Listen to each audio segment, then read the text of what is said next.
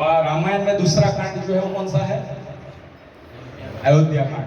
अयोध्या कांड में भगवान श्री राम जो है अयोध्या का त्याग करके फिर बाद में उसको वनवास हो जाता है, तो भाई लक्ष्मण और माता सीता के साथ में वन में चलने के लिए निकल जाते हैं 14 साल के वनवास। तो अयोध्या जो है कहाँ पे आया?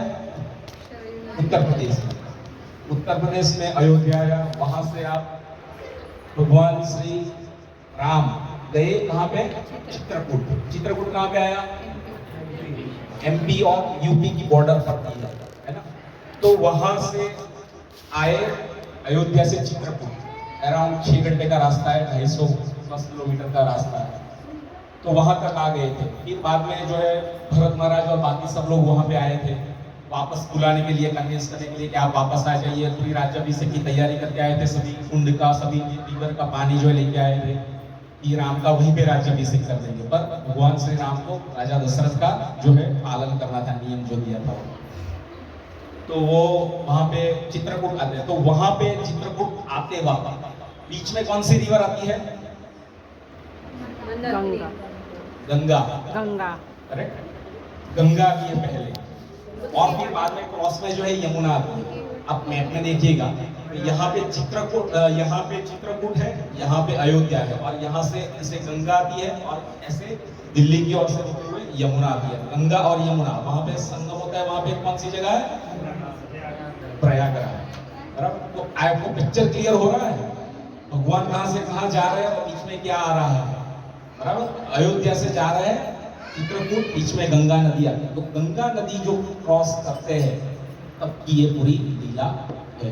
राम जो है माता सीता के साथ में जब रिवर क्रॉस करने की होती है तब उनको जरूरत पड़ती है बोट की, है ना। तो बोट की जरूरत पड़ती है, तो वो किसी नाविक को ढूंढते हैं, किसी केवट को, है ना, कि मुझे जरूरत है। एक चौपाई है जो कि रामचरितमानस तुलसीदास जी में आती है, वाल्मीकि मैं वो गाता हूँ।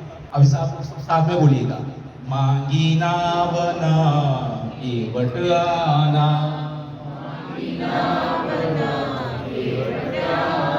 हरि तुम्हार मरम में जाना,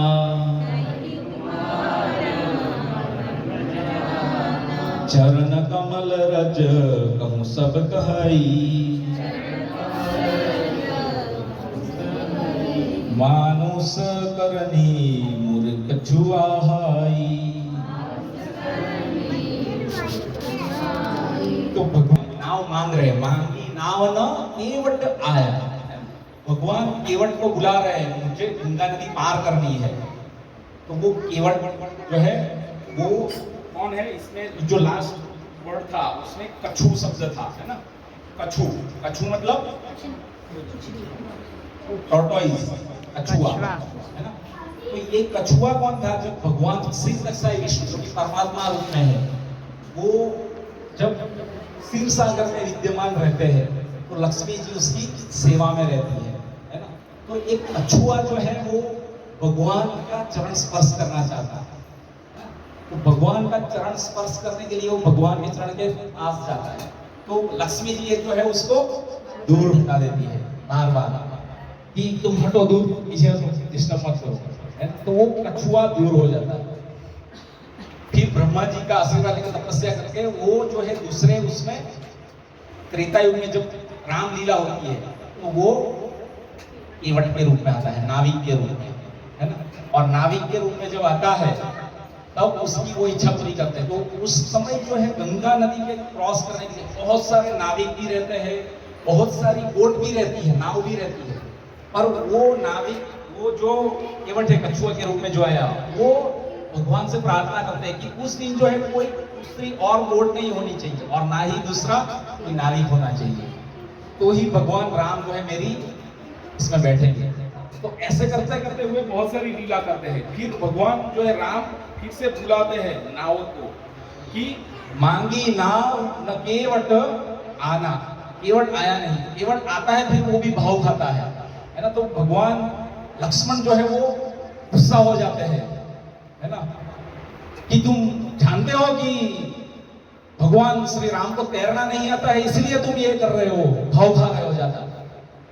तो फिर नाविक क्या बोलता है, नहीं, तैरना भगवान को सबको तैराने वाले, भगवान को सबको तारने वाले हैं, सबको तारने वाले हैं, और मैं तो तैरा के लेके जाने वाला हूं, है ना। इस तरीके से वो बताते हैं, मांगी नावन केवट आना, कहीं तुम्हारे मर्म मुंह जाना, मर्म जानते हैं ना। भगवान श्री राम का दुख जो था, तो वहां से अयोध्या से चित्रकूट की ओर आते हैं, तो बीच में गेहू राजा करके एक आते हैं, उसका राज्य आता है, तो वो उसको अपना राज्य देने के लिए तैयार हो जाते हैं, आप मेरा राज्य दे दीजिए, आपने उधर छोड़ दिया है।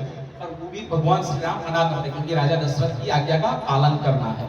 तो फिर आगे बढ़ के जब फाइनली एग्री हो जाता है नाव में बैठने के लिए, तो प्रभु श्री राम माता सीता और लक्ष्मण के साथ बोट में बैठ जाते हैं, और फिर जो है वो जाने का चालू करते हैं। लेकिन उसके पहले उसका चरण स्पर्श करके धो लेना चाहते हैं, क्योंकि अगर बोट में बैठते ही अगर बोट को पैर लगते हैं प्रभु श्री राम का, अगर बोट पत्थर बन गई तो गंगा में चली जाएगी और खत्म।